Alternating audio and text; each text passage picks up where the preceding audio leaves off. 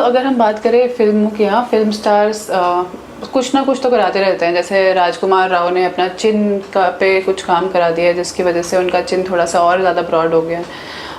या फिर दीपिका पादुकोण या किसी भी एक्ट्रेस की हम बात करें, उन्होंने कुछ ना कुछ तो फेस पे कराया होता है और उनका फेस एकदम अच्छा भी दिख रहा होता है।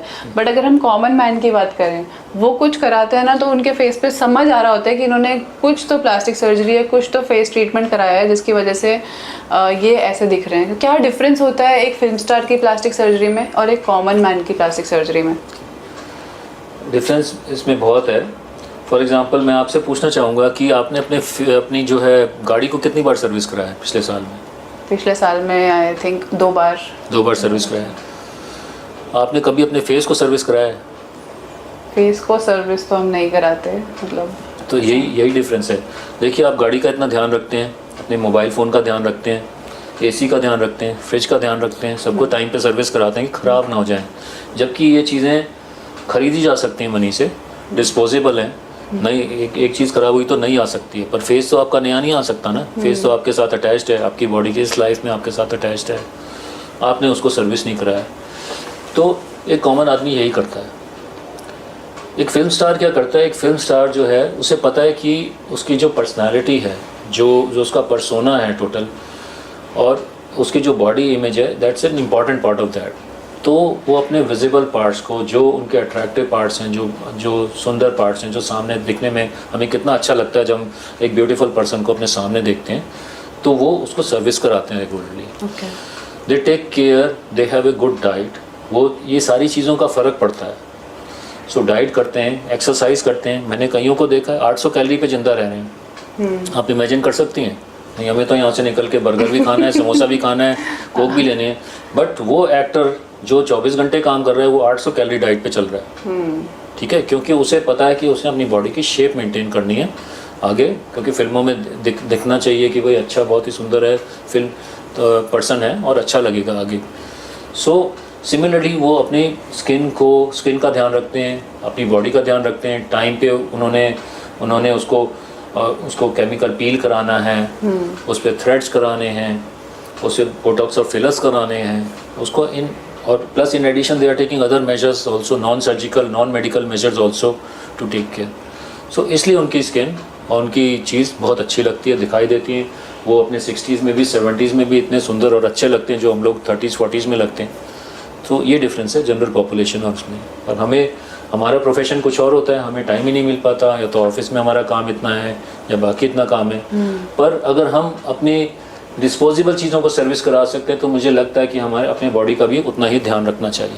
तो ये मतलब एक कंटिन्यूस प्रोसेस है। Yes. सर्जरी के बाद भी हमें लाइफ लॉन्ग जो अगर आप सर्जरी के बाद ये सोच लें कि भाई अब तो मैं कुछ भी कर सकता हूँ, जैसे आपने हार्ट सर्जरी करा ली और उसके बाद आपने मतलब कॉरोनरी आर्टरी सर्जरी करा ली, उसके बाद आपने कहा मैं तो खूब खा पी सकता हूँ, मेरी आर्टरीज तो नहीं हो गई, ऐसे बात तो नहीं बनेगी। फिर वो बीमारी जो है फिर आ सकती है, और नसों में आ सकती है, ब्रेन की आर्टरीज में आ सकती है, आइज़ की आर्टरी में आ सकती है।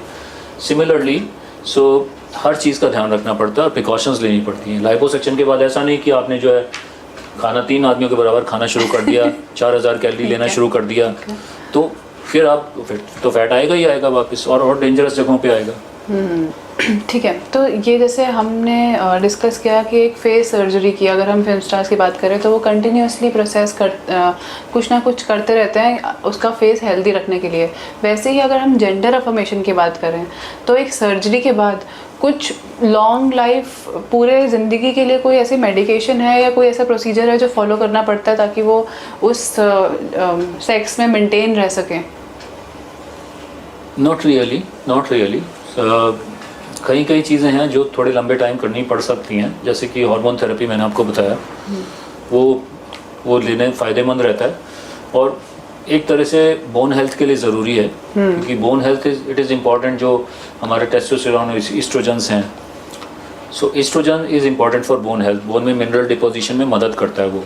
उसके बिना फिर बोन्स वीक हो जाती हैं, जैसे कि लेडीज़ की बोन मेनोपॉज के बाद वीक होनी शुरू हो जाती हैं, क्योंकि ईस्ट्रोजन का इन्फ्लुएंस ख़त्म होने लगता है। सो मेल्स जो हैं वो भी, उनका टेस्टोस्टेरोन भी ईस्ट्रोजन में जब कन्वर्ट होता है तो it will help with the bone health. Males में भी कन्वर्ट होता है testosterone into oestrogen. So similarly जब हम इन पेशेंट्स में गोनैड्स निकाल देते हैं, जब हम मेल को फीमेल करते हैं तो टेस्टिस तो हम निकाल ही देंगे उसकी। तो इसलिए हार्मोन थेरेपी ज़रूरी होती है कि वो at especially in older age 60-70 age पे वो बोन लॉस की वजह से दिक्कतें ना आनी शुरू हो जाएं। ओके।